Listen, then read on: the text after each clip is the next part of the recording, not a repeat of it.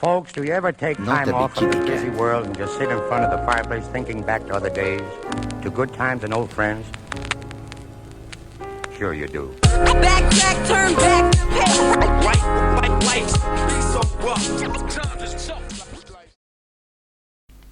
I had a shower thought the other day. I've recently seen Skyrim mods for NPCs that are fueled by ChatGPT that offer the player a near infinite interaction.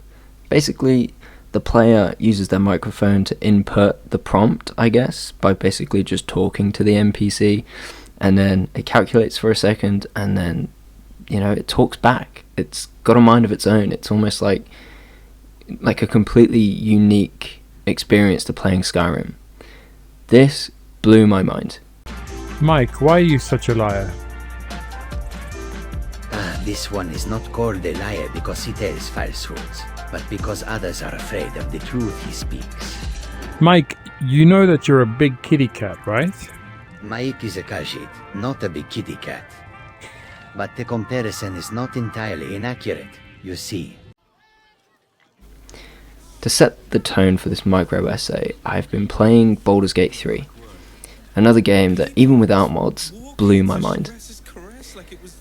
Initially, I was super excited to see all the different routes you could take, and the plotline, it's insanely good. Regardless, I've not fought the brain yet. As embarrassing as that may be, I really tried to ponder on why I couldn't finish it. To be specific, and Act 3 spoilers coming up, I got to the part where you either side with Gortash or the God of Murder in Baldur's Gate. I couldn't find a clear way to deactivate the City Watch, and eventually my personal life required more attention, and I never came back to it.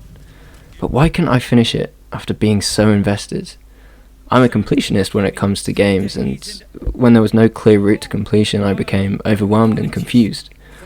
I got to Act 3 and kept coming across interruptions to what I thought was a clear path to finish. Being so invested in this game was almost my undoing. I didn't want to miss a thing, so I covered every square inch of Act 1 and 2. I made sure to return to camp frequently so I didn't miss out on any character interaction.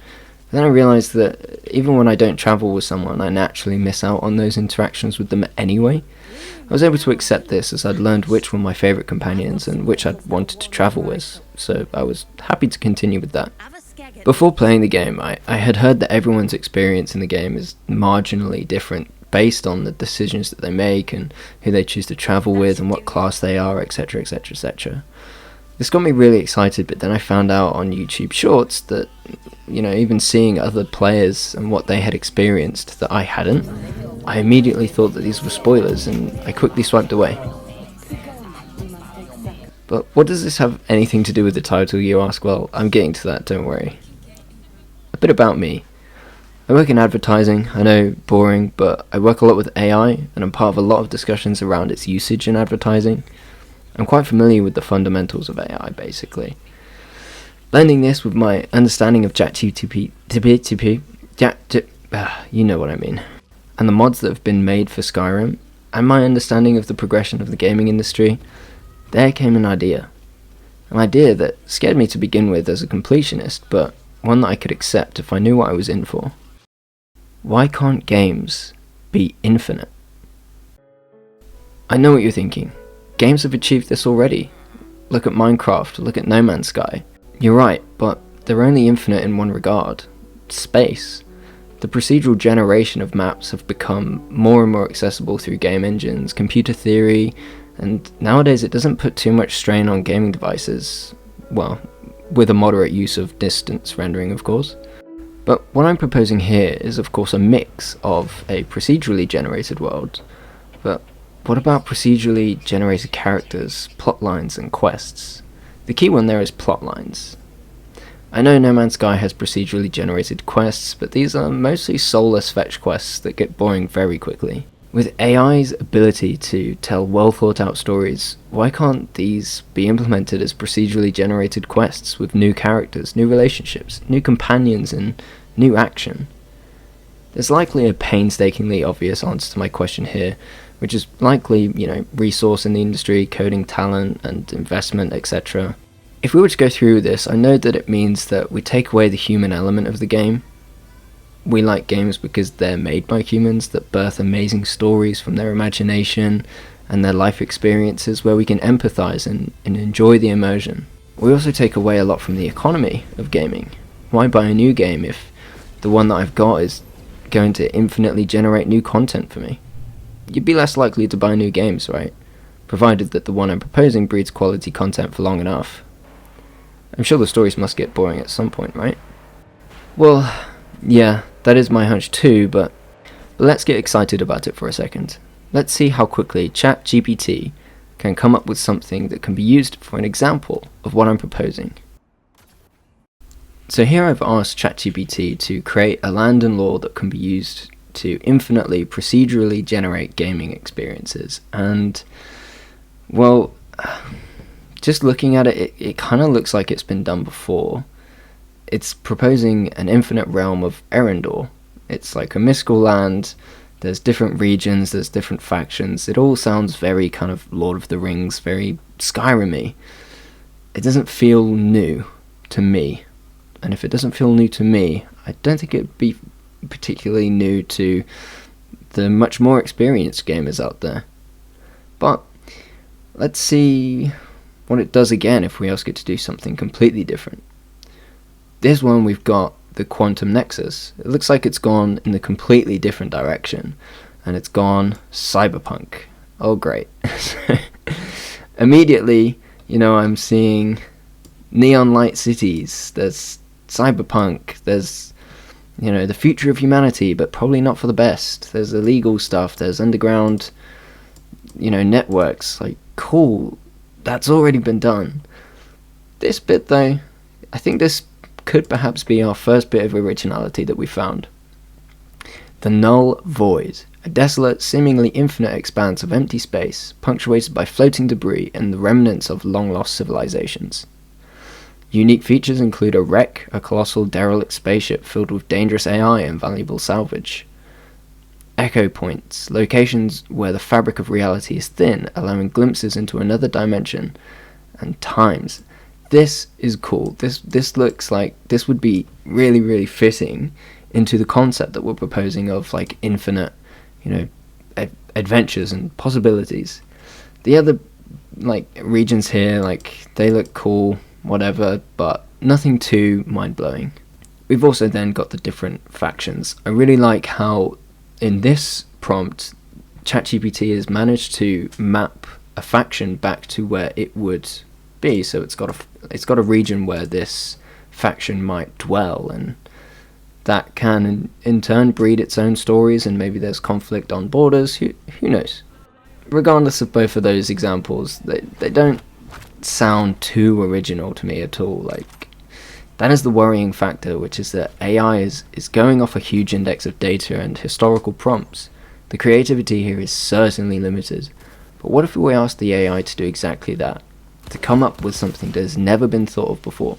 For this prompt I've said, come up with a land and lore that is completely and utterly unique to anything ever thought of by humans. Now, we have the Resonant Continuum, which even the title just breeds infinite concepts, doesn't it, really? It's like Doctor Who, because they're fussing with, space and time. There's really no narratives that they can't tackle, I guess. Here, just reading through this, I will put this in the description because it's an interesting read. I really like how different this is to anything I've really ever come across. It's even managed to keep a relatively consistent theme, which is sound. Most of these environments have what it keeps referring to as a gentle hum or musical whispers as the wind blows. And, well, with music being a key part of video games for me, this idea could go down quite well. Again, here it's been able to map the regions to the factions and stuff, so it's cool. They've got their own territories again that could breed many different timelines and quests, which is really cool. Well, that last one there sounds like something I've never heard of before. Good to know that it's at least capable of doing it, though this universe sounds like you'd need a lot of realistic graphics for it to be enjoyable. That means ray tracing, which still isn't really that available on the market at the moment, with gaming PCs still costing a small fortune. So, without using a Google-sized quantum computer, what do we have? What are the realistic limitations of this? Well, Minecraft was once thought to have no limitations, but someone found a point where the game files simply got too big to run and the world just cut off. Of course, this varies computer by computer, it's based on the storage capabilities, but still, the Minecraft procedural generation limitations are still, relatively speaking, much larger than Planet Earth, so would we ever really get bored? One final limitation I've thought of this proposal is games and their pricing models. We've all heard the rumours that GTA 6 will have a subscription model to play, with their main argument being, at the moment you pay one fee and you get it forever, but we have ongoing costs. Well, yeah, but I am steadfast against this model. Ever since Adobe did it, I've switched products and I hate companies that do this. It's just another way for them to reasonably justify taking consumers' money. And specific to the Adobe example there, the main reason they were able to do it and why the consumers didn't blink too much is because they offered, the Creative Cloud, so, this is not an Adobe ad. I fucking hate what they've done to Adobe, but the Creative Cloud, with it being an ongoing service to the consumer, Adobe are like, well, obviously we need to charge you monthly. It's an ongoing cost. So with that limitation, how would an infinite game be priced?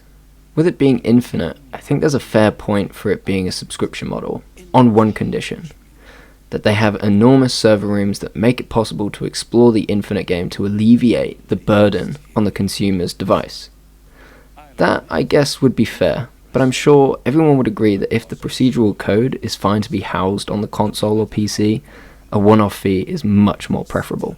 So, to conclude, perhaps now all the limitations are consumers' access to reliable storage to house an infinite universe, talent, resource and investment into video games with little human soul in it, confusion around monetization, and finally, desire. Do gamers even want something like this? Well, I think I've spilled my thoughts here enough. I personally would buy a game that had this kind of proposition on the market, just to try it. But what do you think? Let me know in the comments. Until my next shower thought, I'll be seeing ya.